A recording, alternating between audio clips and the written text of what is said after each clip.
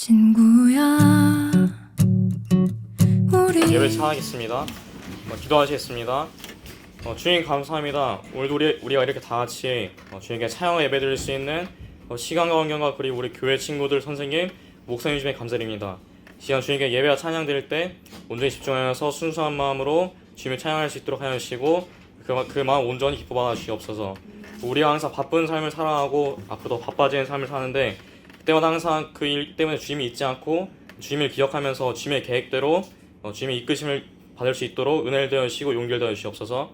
우리가 누리는 모든 것은 주님께 주님을 고백합니다. 예수님의 이름으로 기도드렸습니다. 아멘. 우리 다 같이 먼저 내 마음을 가득 채운 찬양하겠습니다. 박수 치면서 찬양할까요?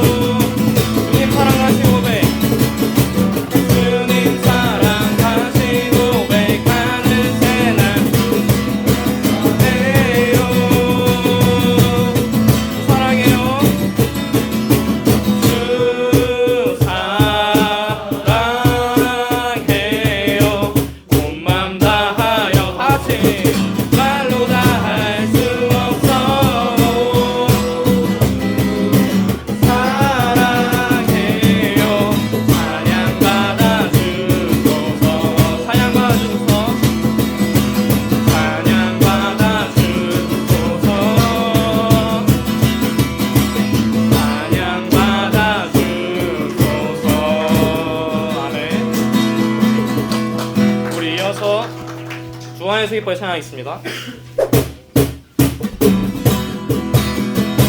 이거에서 박수 치면서 찬양합시다. 박수 치면서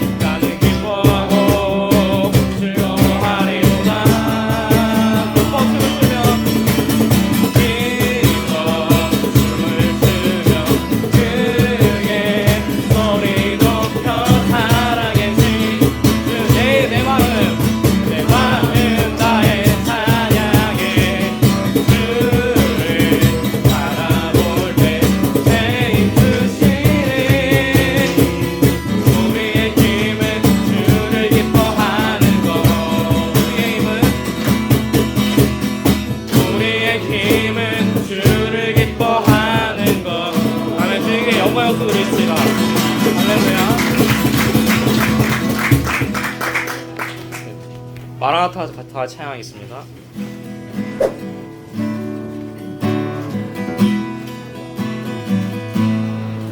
마라나타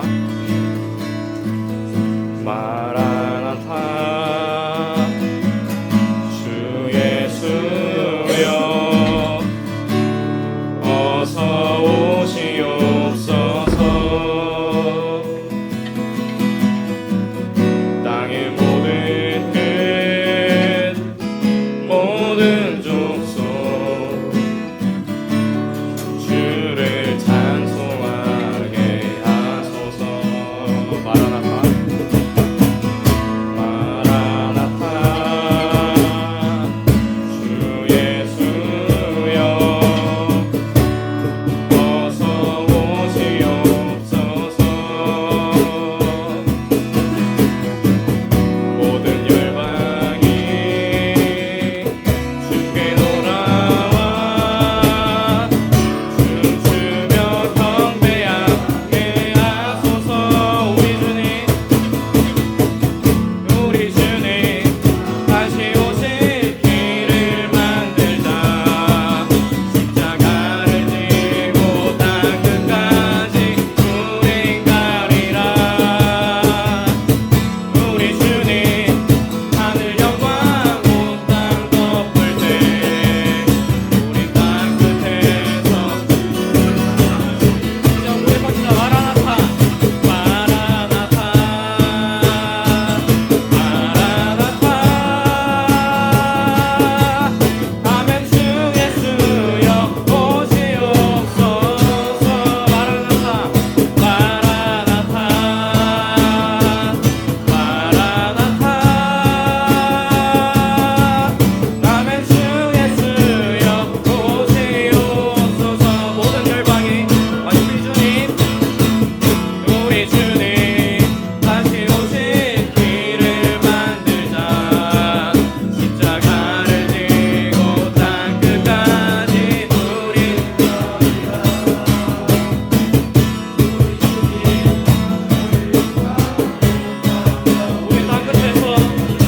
우리 땅 끝에서 주를 맞으리. 마라나타 마라나타 아멘. 주 예수여 오시옵소서. 마라나타 마라나타 마라나타 아멘. 주 예수여 오시옵소서. 목소리 왜 탑시다. 마라나타 마라나타 마라나타 아멘. 주 예수여 오시옵소서. 마라나타 마라나타 아멘. 주 예수여 오시옵소서. 아멘. 주 예수여 오시옵소서. 아멘. 주 예수여 오시옵소서. 이제 기도하겠습니다. 하나님 아버지 감사합니다. 학교에 나와 예배를 드릴 때 주님께서 이곳을 자정하여 주셔서 저희 학생들을 지켜주시옵소서. 또 살아가는 동안에 저희와 함께 동행하여 주세요. 이 모든 말씀 예수님의 이름으로 기도드립니다. 내 몸은 뒷장에 있는데 서로 교독해서 읽어볼게요. 제가 먼저 읽겠습니다. 예수께서 베드로의 집에 들어가사 그의 장모가 열병으로 앓아 누운 것을 보시고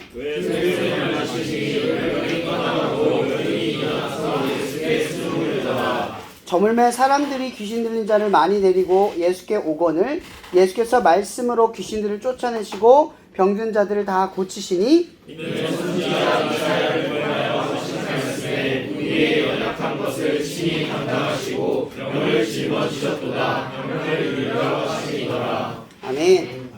말씀의 제목은요, 연약함을 감당하신다, 연약함을 감당하다, 이런 주제를 가지고 말씀을 전하려고 합니다. 이게 계속 이어지고 있는 말씀이에요. 예수님께서 성령을 받으시고 첫 번째 사명으로 이렇게 나아가시려고 하는 이 행적들을 보면 예수님께서는 자신이 가지고 있는 힘을 가지고 그 힘을 가지고 자기를 위해서 쓰는 게 아니라 계속해서 어떤 일정한 방향으로 나아가고 있다는 걸 우리가 불현듯 보게 돼요. 예수님께서 제일 먼저 이적을 행했던, 마태복음에서 제일 먼저 이적을 행했던 사람이 누구예요? 나병 환자였죠. 나병 환자가 맨 먼저 나타나서 병 고침을 얻으려 할 때 예수님께서 그 나병 환자를 고쳐주셨어요. 그리고 자기를 따르는 수많은 무리들, 그러니까 바리새인들과 그 당시의 유력자들이 그 뒤를 둘러싸고 쫓아오고 있었어요. 예수를 쫓아가고 있었죠. 그리고 예수님께서 누구를 만나죠? 백부장을 만납니다. 이 백부장을 만나면서 그 말씀 어귀에 뭐가 있었냐면 같지 않았다라는 표현을 제가 지난번에 얘기해 준 적이 있어요.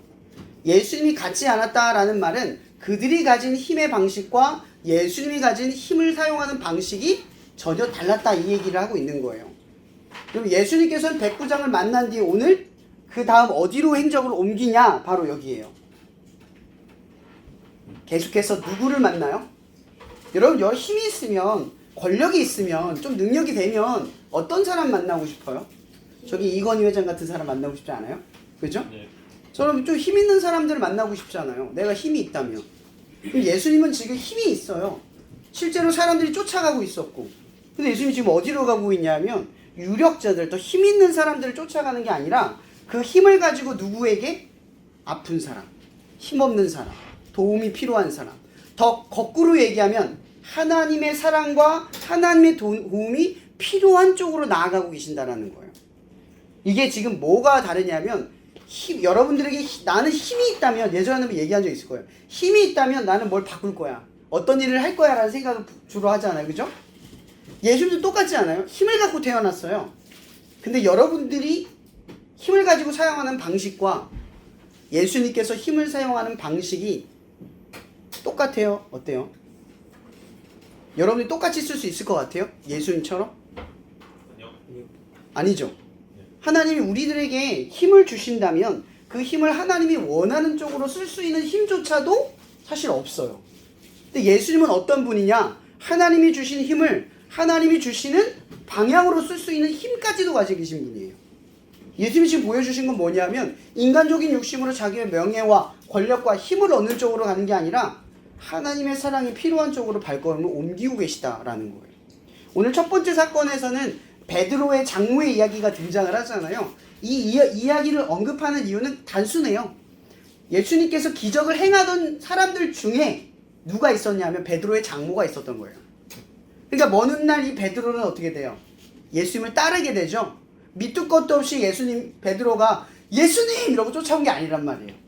예수님께 따라오라고 하니까 그래? 따라갈까? 이러고 따라간 게 아니라는 거죠. 이러한 이적들과 행적들을 베드로가 경험을 하고 깨달았다 이 이야기를 하는 거예요. 그 기적 중에 하나란 이야기죠. 근데 여기서 이야기하려고 하는 핵심은 뭐냐면 이거예요. 이사야 선지자를 통해서 하신 말씀이 있대요. 이게 뭐냐면 그는 실로 우리의 질고를 지고 우리의 슬픔을 당하였거늘 우리는 생각하기를 그는 징벌을 받아 하나님께 맞으며 고난을 당한다 하였도다. 여러분 이건 뭐라고 말하냐면 미션이라고 합니다. 미션. 사역이라는 말, 제가 지금 여러분들에게 이 일을 하잖아요. 이걸 미션이라고 해요. 선교. 근데 이 미션이라는 말은 이것뿐만 아니라 일을 할 때에도 워크라는 말 쓰지만 미션이라는 말도 써요. 목적과 과제, 어떤 목표가 있을 때, 특별한 사명이 부여될 때만 미션이 쓰는 게 아니라 보편적인 언어이지만 우리가 실상에 사용할 때는 목적이 분명할 때 이런 미션이라는 말 쓰거든요. 예수님께서는 뭐가 있었을까요? 미션이 있었다는 거죠. 이 땅에 내려오셔서 분명한 미션이 있었어요. 근데 그 미션이 가지고 있는 예수님의 능력치는 뭐예요? 하나님의 아들이라는 능력치가 있어요. 그 능력치를 가지고 이 땅에 오신 거예요. 여러분 각 개인마다 능력이 다 다르죠.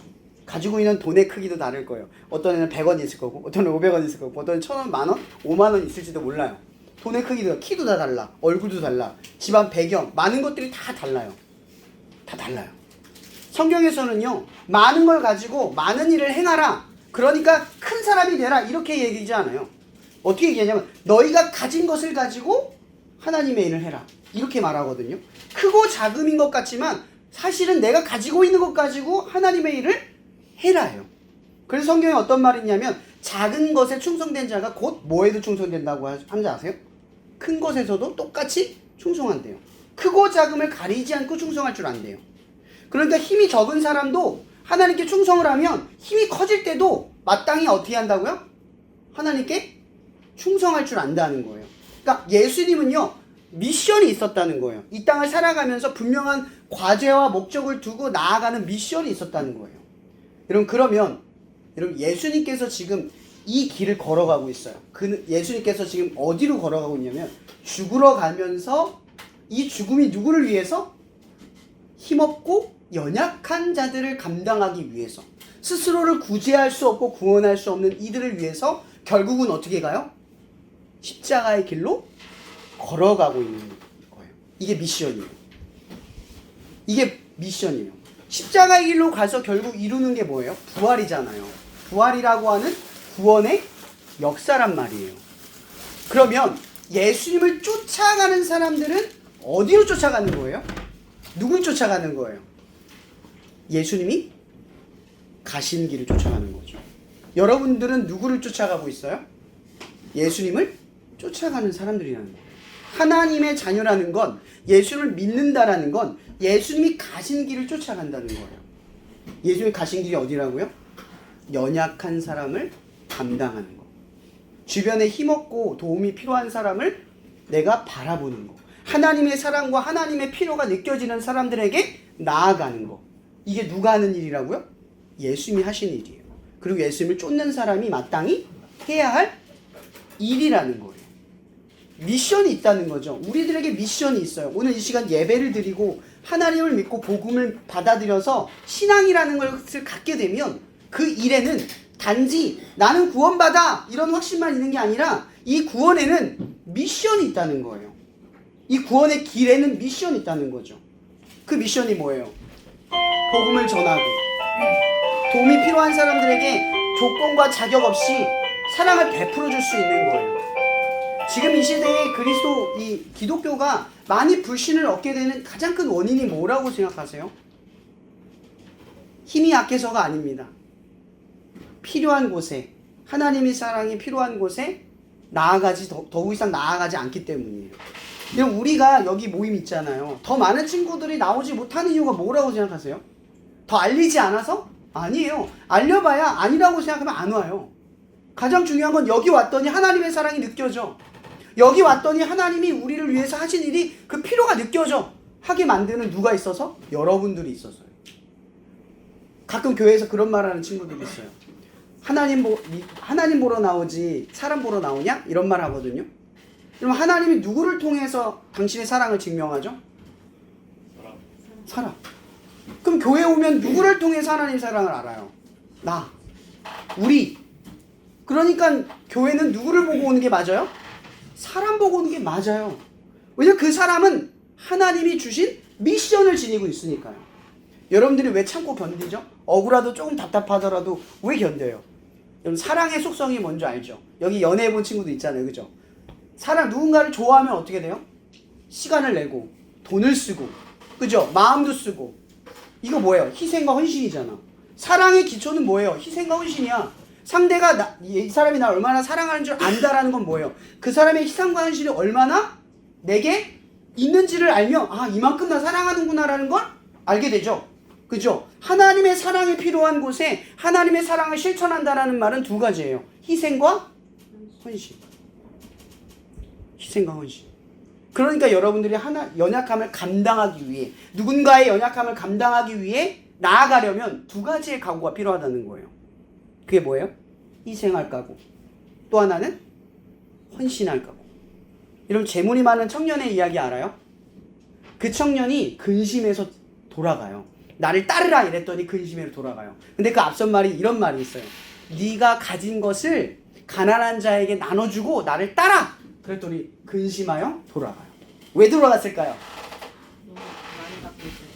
그쵸. 그럴 수 있어요. 내가 가진 걸 주라고 하니까, 가진 걸 다 주라고 하니까.